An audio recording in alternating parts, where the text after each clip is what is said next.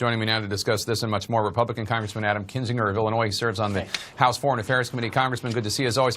So the top Democrat on the Senate Intelligence Committee, Mark Warner, called this Facebook revelation that they had sold ads to Russians. He called it the, quote, tip of the iceberg when it comes to Russia's election interference in 2016. Do you agree? Yeah, he probably knows a little more on what tip of the iceberg means than I do. I think there's no doubt the Russians tried to influence the election. They're doing it all over Europe. They do this everywhere. And I think the Facebook ad situation is very disturbing because, you know, if CNN is approached and they want to sell campaign ad space, you're going to know, CNN's going to know, if in fact this is a buyer from the United States or from Russia, which would be illegal. And so I think there needs to be obviously better controls in there. But I also think, too, look, the Russians try to create division in this country all the time. That's going to work to their advantage. So if they're doing stuff about very controversial issues to try to stir up people, that's no surprise to me at all. So I don't know what other information Mark Warner has, but I think there's no doubt, and that's why it's essential to counter Russian propaganda. There's $80 million to the State Department that they need to call in and authorize to do that.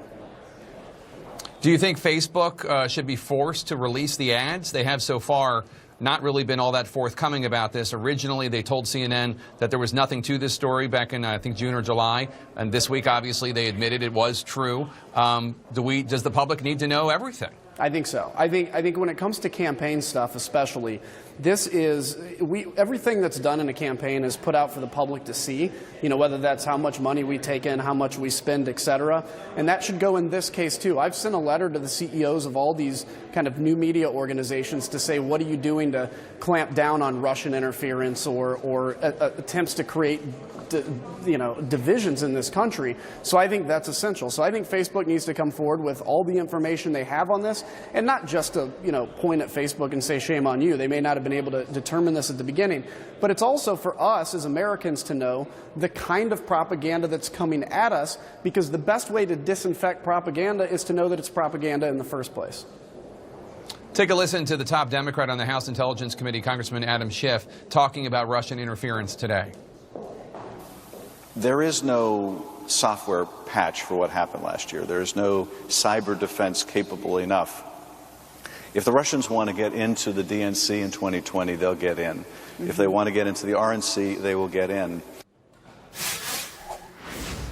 It's amazing to think that we're in 2017 and really nothing has changed, even though we saw this happen in 2016. Yeah, it is amazing, and this is why I think, again, the important thing to know is, what do Russian disinformation attacks look like? If you see a feed on your Facebook, for instance, or you see a news story, somebody like, that seems outrageous, it probably is outrageous. It may be a fake news story or disinformation.